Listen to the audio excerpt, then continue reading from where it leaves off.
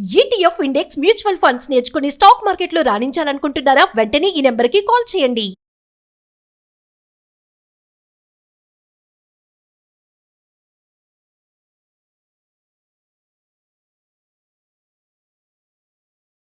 నమస్తే, welcome back to Suman TV. Present మనతో పాటు ఉన్నారు stock market analyst Sundar Rama Reddy గారు.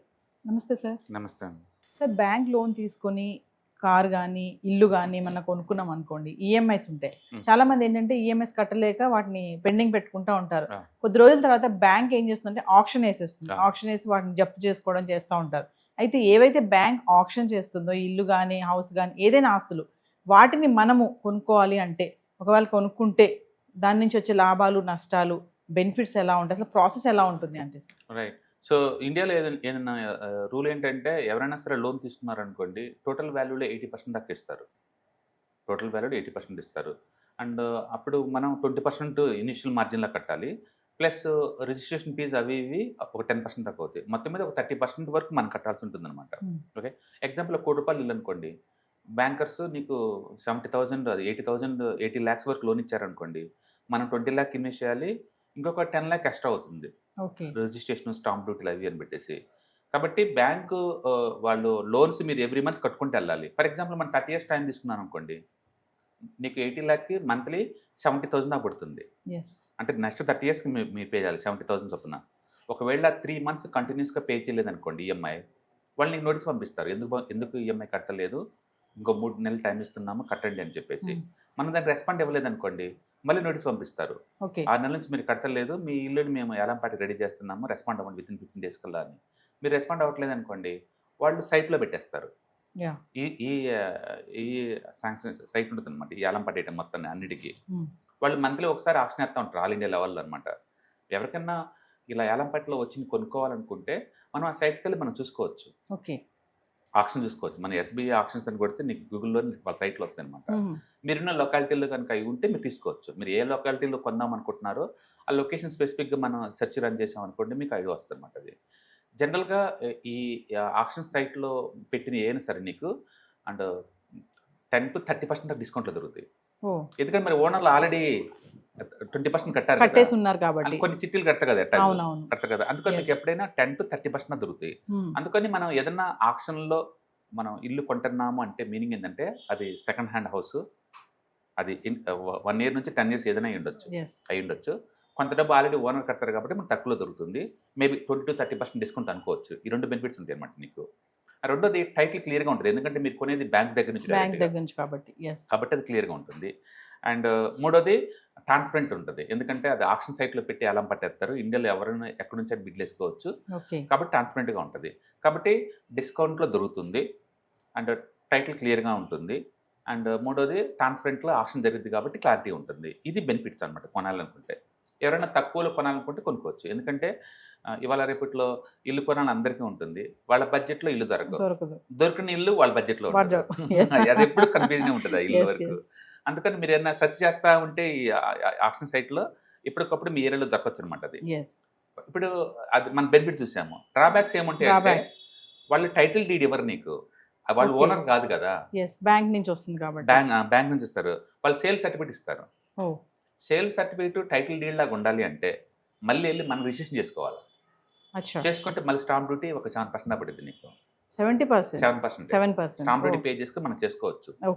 సుప్రీంకోర్టు తీర్పు ప్రకారం ఏంటంటే, ఓనర్ లేకపోతే మనం రిజిస్ట్రేషన్ చేసుకోవచ్చు. మనం బ్యాంక్ వాళ్ళు ఇచ్చే ఆ సేల్ సర్టిఫికేట్ ఉంది కదా, అది తీసుకెళ్ళేసి రిజిస్ట్రేషన్ ఆఫీస్లో మనం రిజిస్ట్రేషన్ చేసుకుంటే ఓనర్ లేకపోయినా సరే మనకి రిజిస్ట్రేషన్ అవుతుంది. బట్ దానికి మనం మళ్ళీ స్టాంప్ డ్యూటీ పే చేసుకోవాలి. 7% పడుతుంది ఎక్స్ట్రా. అది అందుకని సేల్ డీడ్ వాటికి ఉండవు అంటిల్ మనం రిజిస్ట్రేషన్ చేసుకుంటే తప్ప. అదొకటి. రెండోది, పాత బకాయిలు ఏమైనా ఉన్నాయనుకోండి, ఆస్తి పని కట్టలేదు అవతలోళ్ళు, నువ్వు కట్టుకోవాలి. ఏలం పట్టు ఎప్పుడు కూడా ఏ కండిషన్లో ఉంటే ఆ కండిషన్లో అమ్ముతారు తప్ప అన్ని క్లియర్ చేసి అమ్మరు వాళ్ళు. ఓకే, ఆ పెండింగ్ ఏదైతే ఉంటుందో తీసుకున్న వాళ్ళు కట్టాల్సిందే. అందుకని వాళ్ళు ఆస్తి పనులు కట్టపోయినా, జిహెచ్ఎంసీ ట్యాక్స్లు కట్టకపోయినా, అంత పాత గొడవలు ఏదన్నా ఉన్నా అవి మొత్తం నువ్వే రెస్పాన్సిబుల్. అవన్నీ క్లియర్ చేయరు వాళ్ళు. మరి ఇదంతా అడిషనల్ అవుతుంది కదా సార్, ఇంకా మీరు చెక్ చేసుకోవాలి. అందుకని మీరు ఏదన్నా ఒక ఇల్లు కొనాలనుకున్నప్పుడు పాత వాళ్ళని కలిపితే బెటర్. అంటే మీరు అంటే ఎందుకు పే చేయలేకపోతున్నారు, ఏదైనా ఇష్యూస్ ఉండి దాన్ని వదిలించుకుందాం అని అనుకుంటున్నారు, లేదా నిజంగా కట్టలేక మీరు బయటకు వెళ్తున్నారా అనే విషయం మనం తెలుసుకోవచ్చు. ప్లస్ ఆ లొకేషన్లో ఏదైనా ఇష్యూస్ ఉన్నాయా, అచ్చా. నైబర్స్ ఏదన్నా ఉందా, అంటే additional గా ఏదన్నా ఆప్షన్ లో ఉన్న ఇల్లు ఏదైనా ఉంటే ఓనర్ వెళ్ళి మనం కన్సల్ట్ చేయొచ్చు. ఎవరిదైనా కలవచ్చండి, మీకు అదే Okay. ట్రాన్స్పరెంట్ గానే ఉంటుంది. అదే Oh. పాత ఓనర్ ఎవరైనా సో ఎందుకు మీరు ఆపేశారని అడగొచ్చు వాళ్ళని అడగచ్చు first మనం. అడగచ్చు. ఏదైనా కట్టలేక పేమెంట్ అంటే చాలా మంది ఎమోషనల్ కొంటారు, డబ్బులు కట్టలేక ఇన్ టైంలో వదిలేస్తారు అనమాట, అలా అయి ఉండొచ్చు. లేదా వాళ్ళకి మనీ అవసరమైంది వేరే చోట, స్టక్ అయిపోయారు, ఇది కట్టలేక ఎందుకు అని చెప్పేసి వదులుతున్నట్టున్నారు.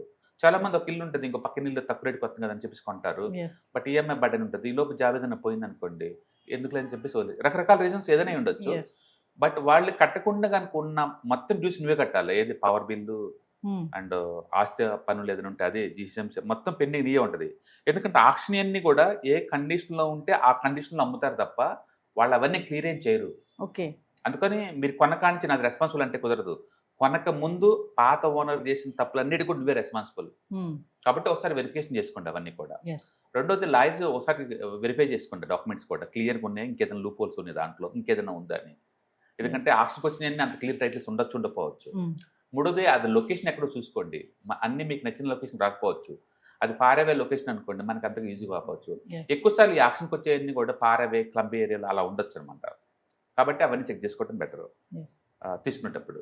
బట్ ఏదైనా సరే మీరు ఏదైనా ఇల్లు కొనాలని డిసైడ్ అయినప్పుడు కొత్త ఇల్లు కొనే ముందే ఇవి చూసుకోవచ్చు. ఎందుకంటే పాత ఇల్లు అయినా సరే ఒక్కోసారి 5-6 సంవత్సరాలకి ఏలంపాటికి వచ్చినాయి అనుకోండి, అవి ఇంటీరియర్ డెకరేషన్ బాగా చేసి ఉండొచ్చు కదా, ఇన్ని ఫ్రీగా దొరుకుతాయి కదా నీకు.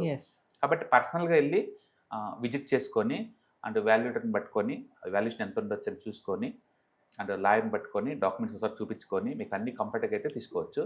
బట్ డెఫినెట్గా మార్కెట్ వాల్యూతో పోల్చుకున్నప్పుడు అవును 20-30% మీకు దొరుకుతుంది.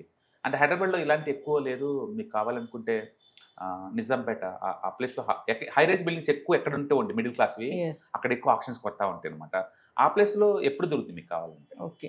అంటే హౌస్కే ఉంటాయి సార్ రూల్స్, కార్లు ఇలాంటి ఏదైనా సరే ఏ కండిషన్లో ఉంటే ఆ కండిషన్లో మాత్రం అమ్ముతారు. ఓకే. అందుకని మనం ఒకసారి వెరిఫై చేసుకుంటూ కొంటే బెటర్. అవును, మీరు ఈవెన్ కార్లు కొందామన్నా బైక్లు కొందాం అనుకున్నా ఆప్షన్ సైట్లో నుంచి కొనుక్కోవచ్చు మనం. ఓకే. కాకపోతే మీకు దాంట్లో ఎక్స్పర్ట్ అయి ఉండాలి. ఇప్పుడు కారు కొందాం అనుకున్నాను, మీరు మెకానిక్ అనుకోండి, కొంచెం మన స్టడీ చేస్తారు, ఇంజిన్ బాగుందా, అవి బాగున్నాయి చెక్ చేస్తారు. ఏం లేకుండా గుడ్డిగా మనం కొనలేం కదా. ఇల్లు అనుకోండి కొంచెం కనపడతా ఉంటుంది, బైక్లో కనపడవు కదా ఆ మాత్రం కూడా. కాబట్టి చాలా మంది ఆ ప్రొఫెషన్ తీసుకొని సర్వైవల్ కూడా చాలా మంది ఉన్నారు. అంటే ఆప్షన్లో ఉన్నటువంటివి మనం తీసుకునేటప్పుడు లాభాలు ఉంటాయి, నష్టాలు కూడా ఉంటాయి. నష్టాలు అంటే మనం చూసుకోవాలి, అవన్నీ అదే ఉంటుంది. ప్రైస్ ఒకటైతే బయట మార్కెట్తో పోల్చుకుని డెఫినెట్గా తగ్గిద్ది. అంటే ఇంటీరియర్ డెకరేషన్ మాత్రం టోటలీ ఫ్రీగా వస్తుంది. బ్యాంక్ వాళ్ళు ఎప్పుడైనా వాళ్ళకి డ్యూ ఎంత ఉందో అక్కడి నుంచి ఏలంపాట బిల్ చేస్తారు, వాళ్ళ డ్యూ ఎంత ఉందో అక్కడి నుంచే. ఓకే. అందుకని వాళ్ళు డ్యూ అమౌంట్ కట్టడానికి ఎవరు రాలేదనుకోండి, మనం ఒక్కలేమని అనుకోండి, ఆ లొకేషన్ పెట్టేసి ఆ లొకేషన్లో ఎవరు ఏలంపాట వేయట్లేదు, ఎందుకంటే అది పారావే లొకేషన్. బట్ మీరు అక్కడే ఉంటారనుకోండి, మీకు అది ఓకే కదా, మీరు తీసుకోవచ్చు. లోపల టేక్స్ అవన్నీ బాగా మరింత ఉందనుకోండి, అది అయిన ఫ్రీ కదా, ఇంటీరియర్ మొత్తం ఫ్రీగానే వస్తుంది కదా. కాబట్టి ఒక్కోసారి జాబ్ పడి తగలచ్చు మీరు. అంటే గుర్తుపెట్టుకోండి, మంచి పాస్ట్ లొకేషన్లో కాంపిటీషన్ ఎక్కువ ఉంటుంది, అంటే పారావే లొకేషన్స్లో అయితే తగ్గిద్ది కాంపిటీషన్. బట్ డెఫినెట్గా ఎవరైనా ఇల్లు కొనాలి అనుకున్నప్పుడు పర్టికులర్గా సిటీల్లో మెట్రోపాలిటన్ సిటీలో ఉన్నప్పుడు డెఫినెట్గా ఈ ఆప్షన్ సైట్ని ఒకసారి విజిట్ చేసుకుంటే మీకు రకరకాల ఫొటోస్తో లోడ్ చేసి ఉంటాయి, ఆల్రెడీ చూసుకోవచ్చు. నచ్చితే కనుక మీరు వెళ్ళి చూసుకోవచ్చు. బట్ డెఫినెట్గా బయటతో పోల్చుకుంటే తక్కువ రేట్ దొరుకుతుంది. రెండోది ఏంటంటే కొన్ని బ్యాంక్స్ ఇలాంటి వాటికి లోన్ ఇవ్వకపోవచ్చు, ఆల్రెడీ ఇష్యూస్ ఉన్నాయి కాబట్టి. అందుకొని కొన్ని బ్యాంక్స్ ఇస్తాయి, కొన్ని బ్యాంక్స్ ఇవ్వకపోవచ్చు. అలాంటప్పుడు ఏంటంటే మనం నాన్ హౌసింగ్ ఫైనాన్స్ కంపెనీస్ని తీసుకోవాలి. అవి నేషనలైజ్ బ్యాంకు లాగా 7% ఇవ్వవు, అది 8% అలా ఉండొచ్చు అనమాట. అందుకని ఒకసారి చెక్ చేసుకోండి. రెండోది మీరు కొనాలంటే మీరు కూడా అఫోర్డబిలిటీ ఉండాలా, ప్లస్ పేయింగ్ కెపాసిటీ కూడా ఉండాలి కదా. కాబట్టి అవన్నీ చెక్ చేసుకొని ఇల్లు కొనాలని రెడీ అయిన వాళ్ళు డెఫినెట్గా ఆప్షన్ సైట్ విజిట్ చేయండి అండ్ చూసుకోండి. మీరు 4-5 సార్లు చూసినప్పుడు ఎక్స్పీరియన్స్ వస్తుంది. ఏదైనా డీప్ వర్క్ వేరు, సాలో వర్క్ వేరు, జస్ట్ తెలుసుకోవటం వేరు కదా. ఒకసారి ఆ సైట్కి వెళ్ళి ఫ్రీక్వెన్సీగా విజిట్ చేస్తూ ఉన్నారనుకోండి, ఆటోమేటిక్గా ఆ ఇన్ఫర్మేషన్ ఆ గైడెన్స్ మీకు యూజ్ అవుతూ ఉంటుంది అనమాట. మీరు కావాల్సిన లొకేషన్లో ఏదైనా వచ్చినప్పుడు మనం పర్సనల్గా వెళ్ళి చూసుకొని ఆ ప్రాపర్టీ చూసుకొని నచ్చితే బిడ్ చేసుకోవచ్చు. యూజువల్గా ఏంటంటే ఆక్షన్లో పార్టిసిపేట్ చేసేటప్పుడు ఇంత అమౌంట్ కట్టండి ఇనిషియల్ డిపాజిట్ అంటారు, తర్వాత వాళ్ళు టైం ఇస్తారు 1 వీక్ అట్లా. ఆ ఇచ్చినప్పుడు మినిమం 20% కట్టమంటారు, తర్వాత విత్ ఇన్ ద 2-3 మంత్స్లోనే రిమైనింగ్ అమౌంట్ మొత్తం కట్టమంటారు. ఈ లోపు నువ్వు బ్యాంకర్లను చూసుకొని లోన్కి ఇవన్నీ అరేంజ్ చేసుకోవాలి. అంటే సార్ నాకు ఒక డౌట్ వచ్చింది ఫైనల్గా, అంటే ఇప్పుడు ఫలానా బ్యాంక్లో మన ఆప్షన్లో ఇల్లు ఉంది, అది కొనుక్కుందాం అనుకుంటున్నాం, ఆ బ్యాంక్ వాళ్ళు లోన్ ఇవ్వరా సార్? ఇవ్వచ్చు, ఇవ్వకపోవచ్చు. అది ఆల్రెడీ ఇష్యూలో ఉంది కదా ఎసెట్, అది వాళ్ళు ఆ బ్యాంకులు ఇవ్వచ్చు, ఇవ్వకపోవచ్చు. ఖచ్చితంగా ఇస్తారని నువ్వు చెప్పలేవు. అంటే క్లీన్గా టైటిల్ ఉన్నట్లు ఏ బ్యాంకుని ఇస్తాను రెడీగా ఉంటుంది.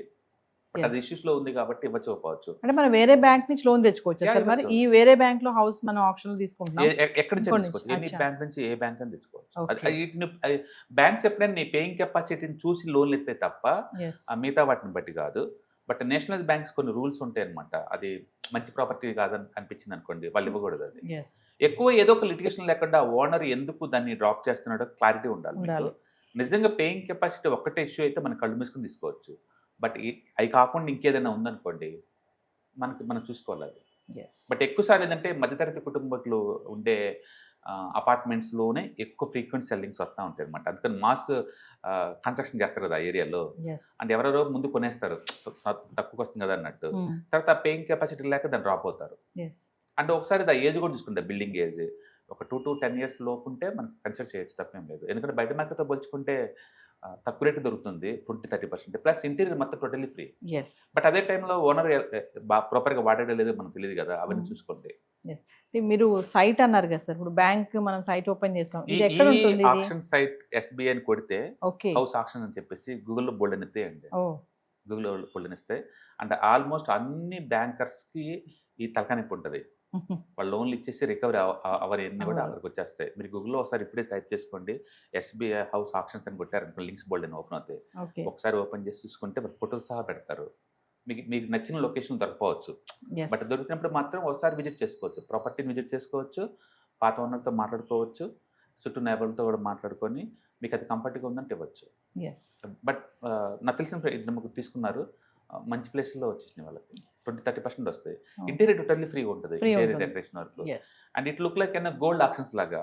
గోల్డ్ వాళ్ళు ఒరిజినల్ ప్రైస్కి అమ్ముతారు, బట్ అందులో ఆర్నమెంట్స్ ఆ డిజైనింగ్ టోటల్లీ ఫ్రీ కదా, దాంట్లో స్టోన్స్ మొత్తం టోటల్లీ ఫ్రీ కదా. ఎస్ చాలా మంది అది కెరీర్ లా తీసుకుంటారు, బట్ అందులో ఎక్స్పర్ట్ అయి ఉండాలి, దాని వాల్యుయేషన్లో ఎక్స్పర్ట్ అయి ఉండాలి.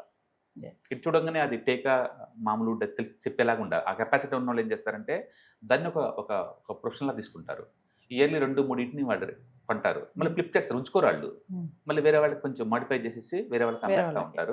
ఆ డిఫరెన్స్ 10-20% ప్రాఫిట్ సంపాదిస్తూ ఉంటారు. దానికి కెరీర్లా తీసుకుని చాలా మంది ఉన్నారు. Yes thank you sir. Hi, మీరు స్టాక్ మార్కెట్కి కొత్త, లేదా మీరు మార్కెట్లో ఉన్నా సరే మనీ మేక్ చేయడం టఫ్గా ఉందా? అంటే స్టాక్ మార్కెట్లో ఎన్ని సంవత్సరాలు ఉన్నా సరే ఇంకా బ్రేకింగ్ ఏం రావట్లేదా? లేదా మీరు పెద్ద మొత్తంలో స్టాక్ మార్కెట్లో మెయింటైన్ చేయాలనుకున్నారా? మీ పొజిషన్ ఏదైనా అయి ఉండొచ్చు. స్టాక్ మార్కెట్లో కనుక లాంగ్ టర్మ్లో మనీ మేక్ చేసుకోవాలనుకుంటే షార్టెస్ట్ పాసిబుల్ వే అంటే ETFs, index funds, mutual funds ద్వారా లిటిల్ బిట్ ఈజీగా ఉంటుందన్నమాట. కాబట్టి మీకు ఎవరికైనా ఇంట్రెస్ట్ ఉందంటే ETFs, index funds and mutual funds నేర్చుకోవడానికి ఇది బెస్ట్ పాసిబుల్ వే ఏంటంటే ETFs, index funds and mutual fund course. ఇది ఎవ్రీ మంత్ వీకెండ్స్ లో సాటర్డే, సండే, మండే ఇలా 3 రోజుల్లో daily 2 hours totally 6 hours programme ద్వారా నేర్పడుతుంది.